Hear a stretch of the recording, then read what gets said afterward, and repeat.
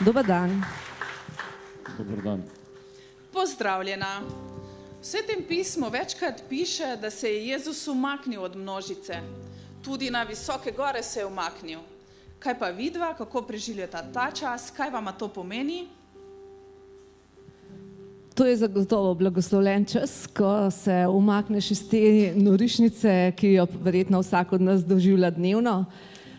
In ko pravzaprav najprej pač mi doplezava, sva aktivna fizično, ampak takoj sledijo koraki, ki naju povedejo v skrivnost narave, in odkar spremljam in berem seveda Sveto pismo, mi prav ta narava pravzaprav odkriva tudi stvarstvo in pa za njim stvarnika. Sej konec koncev on pravi v Svetem pismu, da narava, stvarstvo je njegov odtis in da nam je dal razum, da to odkrijemo, in mislim, da nam to uspeva.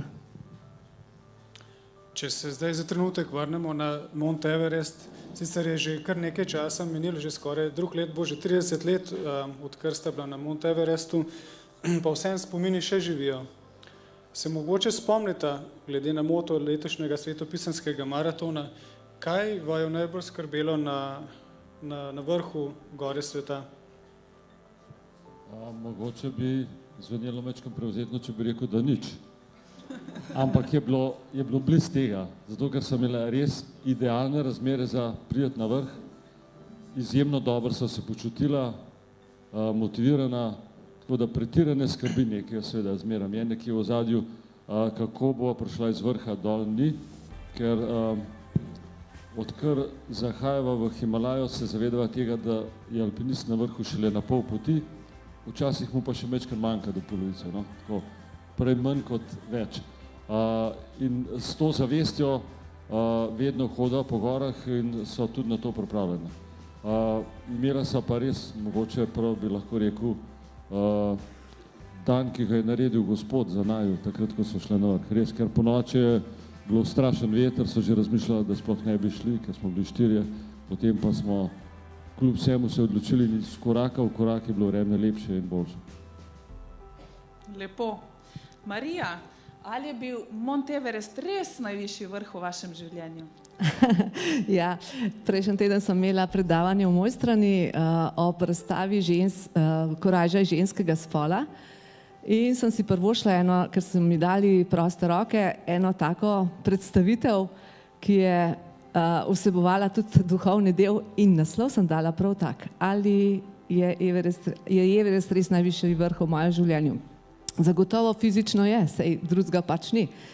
Ampak če gledam zdaj z teh 6 desetletij nazaj, je bilo kar nekaj vrhov in zagotovo je najvišji vrh ta, da Gospod prikriva vse ostale vrhove.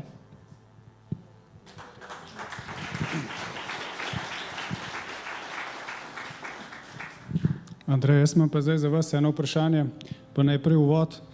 Zdaj bo že kar nekaj let, mogoče že 20 let, ko sva šla z ženo na begunščico čez centralni plas, in ko sva prišla gor na sedlo, se žena usede na tla in se odloči, da ne gre naprej, da ne gre nikamor več. In potem sem jaz takrat, seveda sicer nisem razumel, da je lačna, da je utrujena. Jaz sem pač videl, da je treba iti na vrh, in ona me pri tem zdaj uvira. In sem bil v bistvu na nek način slabe volje. Pa mene zdaj zanima, kako pa vidva, recimo, ko gresta, sigurno sta že prerasla, ampak kako pa dajeta na stran lastne interese in rešujeta te težave, mogoče zakonske, če se pojavijo? Ja, pri hoji v gore pravzaprav teh problemov nimava. Oziroma jaz s svojo ženo nimam takih problemov. Zato, ker gre vedno z mano do konca. Sem pa ravno zdaj en dan brskal po slikovnem gradivu iz leta 2009, ko so šli skupaj v Nepal, ko je bila 30. obletnica prvega vzpona slovenskega in tudi mojega na Everest. In sem gledal, ko po te fotografije po datumu, sem rekel, čakaj, a je to mogoče, da sem videl to vse v enem dnevu, pa potem naslednji dan spet.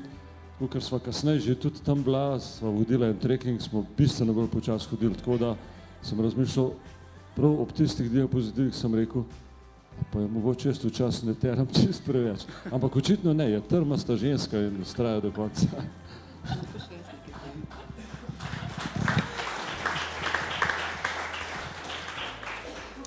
Na to pa moram dati repliko. Ja, včasih me res tera preveč. Ampak moram reči, včasih ga pa tudi jaz. Samo mogoče ne v gorah. Hotela sem samo še tole reči ob tem vprašanju, da sva zelo zgodaj imela otroke in da sva se pa skupaj marsikdaj odločila za to, da končava vzpon prej, kot sva dosegla vrh ali pa rob stene, če so se recimo pojavili kakšne take okoliščine. Spomnim se recimo enega vzpona, ki se je na sredi pojavila nevihta in sva se odločila recimo za sestop. Mislim, da je ta drugi del družine bolj vplival na to. Hvala. Kako bi pa sedaj dopolnili tale stavek? Nič me ne skrbi, ker. Sem z vami vse dni do konca sveta. Vse premorem v njem, ki mi daje moč.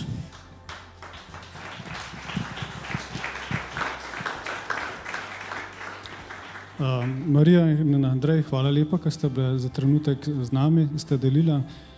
Želim vam še veliko uspehov, vzponov tako v gore, kot tudi v življenju.